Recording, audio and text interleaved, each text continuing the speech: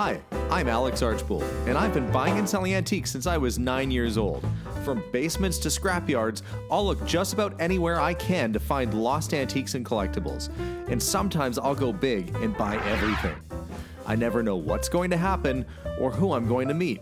This is our life, this is our adventure, and this is Curiosity Inc.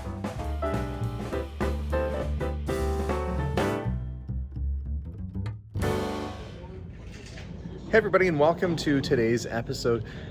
It has been years and years and years of me collecting and buying and selling. You've seen a lot of this stuff on the episodes, you've seen a lot of this stuff on the show. I've decided it's time now to bring a lot of my own personal collections into the auction house for sale. Now, this is probably some of the better finds over the last few years that I've got in the sale. It's a little bit of a heartbreak to let this stuff go, but there's a couple real surprises that you didn't even know I had that are going up in this auction too. So let me walk you through some of the things that are going up for sale. This is going to be happening in late September at Kastner Auctions, kauctions.ca. But this will be the biggest sale, possibly, that I've ever done. One of the bigger sales I've ever done. Feel nervous even just saying that out loud. But anyway, guys, let's do a walkthrough. Let me show you what we got. Now, all of these showcases in this area is all my stuff. And you might be wondering, well, what's inside? It's almost set up kind of like a little store in here at the auction house right now. Earlier in the year, might have even been last year, I went to an estate and I bought tons of antique dolls. I mean, dolls going back to the 1800s, 1875, 1895. And I didn't know the right venue or the right place to sell these, as these can be very valuable. So I was hanging on to them, and I've decided, this is going to be the time that we let these go. So I have this massive collection of rare dolls. There's Julie Andrews from My Fair Lady. We've got an original Happy doll from 1940. Same thing with Jiminy Cricket. Even has his little umbrella cane. Isn't that cute? Stife Rooster. And just rows and rows of antique dolls. There's a Queen Elizabeth doll, which is a Madame Alexander, quite a big one. There's the Sherry Lewis doll, who, of course, you might have remembered her from doing her puppet show, and she was very popular back right up through the 80s. Mutton chops. 1880s dolls, 1900s dolls. This is probably the biggest collection of real quality antique dolls. And these came from a doll collector that was liquidating their stuff. It was kind of a hoarding situation, but these dolls were all wrapped in plastic and very well maintained. And a lot of them have original outfits and shoes and so forth. So we've got this big collection of dolls. On the other side of things, I brought on my motorcycle. You might remember this from an episode where I went to a fellow's house with my friend Harry, and I bought this bike and another old BMW. Well, actually, the other one was like a 2006 BMW. This is a particularly unique model. It's an R65 LS from 1982. It's designed by Hans Muth, which also, he designed the Katana. It's a one-owner bike. I never registered it, so it's still technically a one-owner bike. 12,000 kilometers, 12,000 miles on it. And we did a tune-up. Harry did a tune-up on it for me. It's in a really decent shape. A couple little scuffs here and there from being in storage, but that's original paint, original upholstery, and just a very decent bike all the way around. So this R65, it has a unique head design on these older BMWs where the pistons actually come straight off the side on both sides, and you can kind of feel that when you start it at first, when the gas is getting the other carb, it kind of feels a little lopsided, and then it evens right out. It's a really interesting design and a really fun bike to ride. So this one, I have ridden it, but now it is time for it to go to a new home. So that is going through the auction. We've got the black snowflake Pyrex. We've got the refrigerator set of the Pyrex. Some original, those are Major Jerry Burry, U.S. Air Force. He was a fighter pilot during the Cold War. Those are his original fighter pilot patch from the 18th Fighter Interceptor Squadron and 48th Fighter Interceptor Squadron window decal. Another, I think that's a Chrissy doll. And all sorts of other little things too, like fountain pens, tons of jewelry, which we'll get into in a minute. There is, this is all jewelry right over here. So we've got gold and diamond rings, cocktail purses, Tiffany earrings, and you know, just all a good assortment of jewelry. I mean, it's hard to tell. Pan Am wings, pilot wings, you know, because why not? 10 karat gold, 14 karat gold, all sorts of gold rings. So anytime I had like an estate jewelry box and it said, you know, it was junk, and then I'd go through and find all the good stuff. Well, this is all the good stuff that I've been finding. As for other collectibles, we've got some vintage cameras and photographs. And when we talk about photographs, I'll show you something really neat in a couple minutes there. There's Coca-Cola. That's a gift from Coca-Cola to their employees, the Seiko, and this chronograph that was anniversary awards for working at the bottling plant. They are marked with Coca-Cola. These are all silver antique coins, going back in some cases to the early 1800s. I think there might even be some from the 1700s. There is a half of a set of the 1966 Marvel superhero cards, and that's the first time Spider-Man actually appeared on a trading card in that set right there. There's almost a whole set of them. They're really nice shape. Little miniature cameras. Remember the house that the Miata came from? Well, this was all the silver bullion that I found. So there's all these 1 ounce fine silver coins that are minted. And we've got these lovely silver sets. Look, there's even a Looney Tunes set too, where you've got Daffy and Tweety and Bugs and Sylvester, and you've got a watch that comes with it. Those are all solid silver coins. All of this is silver, silver, silver, including the Calgary 1988 Olympic set. Very rare set. And you've got 10 ounces of silver, but even beyond that, they are just absolutely stunning to look at from the Olympics in its special case and its sleeve. So lots of great coins.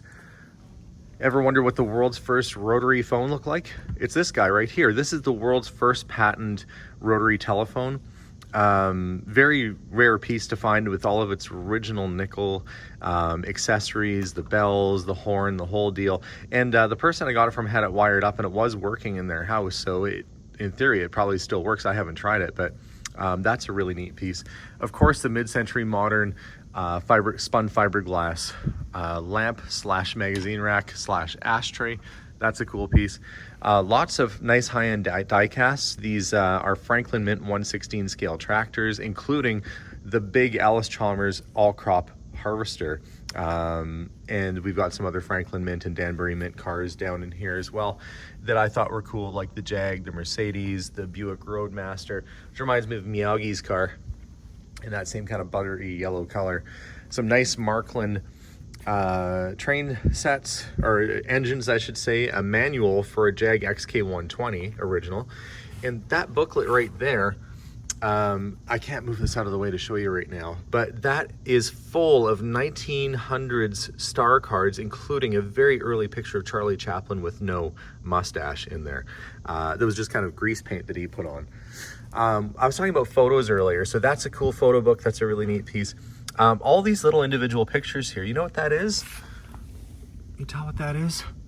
These are all pictures of Marilyn Monroe and these aren't reproductions.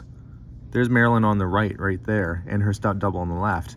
These are original photos of Marilyn Monroe that have never been seen before, taken by one of the script assistants on the set of River of No Return, which was filmed here in Alberta. I got them from the niece of the lady who had these in their family photo album. Those are original 1954 Marilyn Monroe and Robert Mitchum photos that nobody has ever seen before. And one of them is framed there too. So those particularly rare, particularly of interest should, you know, gosh, I have no idea what those things are worth, but, you know, finding anything original Marilyn Monroe like that has got to be rare. We've got some action figures, but these are sort of special that you would have only gotten at the show. So that is Patient Zero that was given out at, I think, one of the toy fairs or one of the pop culture kind of fairs. Same thing with the chainsaw dude there. Those were very, very special ones. That's why they didn't sell through other auctions. 1960s Thorcraft Cobra guitar amp. This is a tube amp. And of course, if you're going to put a guitar amp up, you know, you've got to also have some guitars. So we have a Gretsch New Yorker that is with us right here. And we have also a 1967 Guild Starfire with its original case. And they both play well. I played them both. As for records, well, I've got lots of rare albums. Every rare album that I've ever hung on to, like the original Beatles on Parlophone, Led Zeppelin with the die-cut cover, Ronnie Hawkins and the Hawks, Beatles fan club albums, Gene Vincent records. If you are into records, there's going to be something in here that you probably don't have in your collection or that maybe you want to upgrade to. There's a lot of really rare albums going through this sale, probably about 100 or so of them. As for watches, well, we have this, the British Airways set. Sorry, I'll get into watches in a sec. The British Airways bag, sure, it looks like a British Airways bag, but what this is it's a set that was given to a person for flying on a Concorde aircraft. So you've got the ticket for the Concorde, you've got the Concorde presentation plate, you've got the bag and all the accessories that came from that Concorde flight. Really, really cool. We have a Rolex Solar Aqua. Now, Solar was the Eaton's brand of watch. I guess I could come down closer. The dial says Solar Aqua Prima on it, but really what it is a Rolex. So you can see it's in the oyster case, got the Rolex screw down crown. It says Rolex on the back of it. Solar was a house brand for Eaton's, and so they had Rolex produce watches for them. In fact, Rolex also made a watch called a Quarter Century Club watch, which was specifically for Eaton's employees after 25 years of service. They were given a solid gold, well, 14 karat gold watch, but still pretty nice. Nice old 50s Accutron. That is a Canadian Mint. It's a silver maple that they've turned into a watch, and that was something issued by the Canadian Mint. Tons of pocket watches, over 123-year-old sugar shakers that are English and solid silver at the back there. We've got the, you see the little dude, that armor? That was Franklin Mint 24 karat gold clad samurai outfit. And I was keeping that with some of the other things I had. Ancient Roman coins, pocket watches.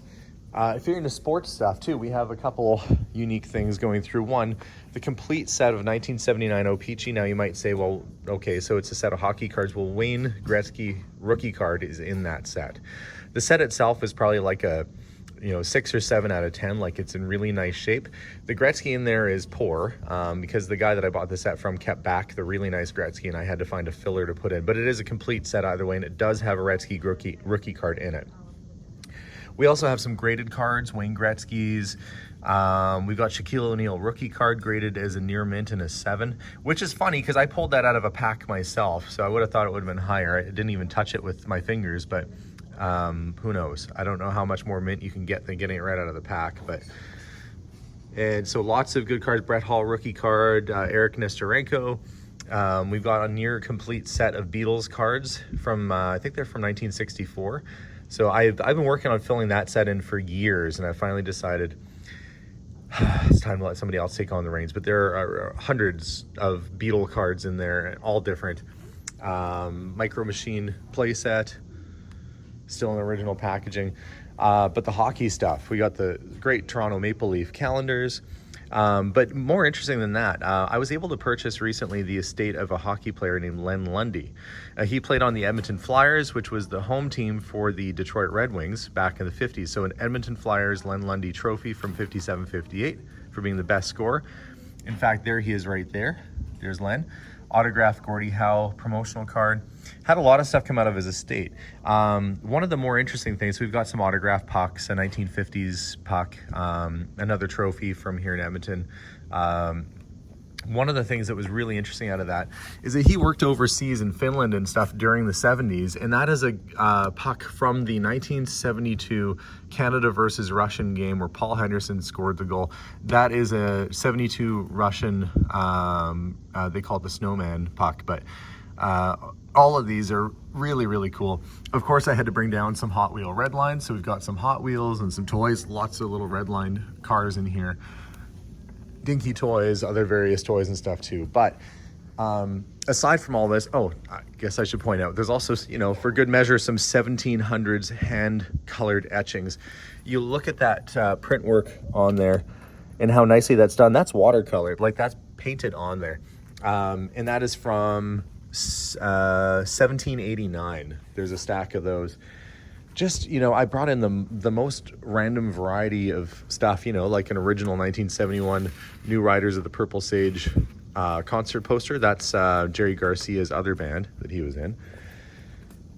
But more than that, I've had many comics come and go in the time that I've been doing this, but I've got 3 real special comics. First one is Spider-Man 300, first appearance of Venom. You guys might have seen me find this on one of the episodes. I had it graded, came back as an 8.5. That is very near to mint condition. That's a really nice piece. But if you're in the Spider-Man vein of things and first appearances, you can't just stop there. You have to have the first Spider-Man. So we have an Amazing Fantasy Spider-Man, really, really nice copy. That cover is excellent on the front. The only reason it's graded at a 4.5 is because it has a crease, a little bit of a crease or a tear on the back, little nick in the back cover. Otherwise, that would be like a 6.5, probably something like that. That's a really clean book. And X-Men #1, 1963, the first appearance of every X-Men character in its very first issue. 2 of the most important comics in the world, really. If you're into comics and you're into that sort of genre, there isn't 2 better comics really out there, arguably. Well, there are many other comics that are worth good money, and condition plays a role, but these are 2 very important key issue comics. And it's going to make this a very special sale. Well, with everything over at the auction now, it's just a matter of waiting until that day comes around. These sales can be great. They could also be a letdown. That's the whole thing with an auction. You don't know what's going to happen. So did I make a big mistake, or will it pay off? I guess we'll have to wait and see.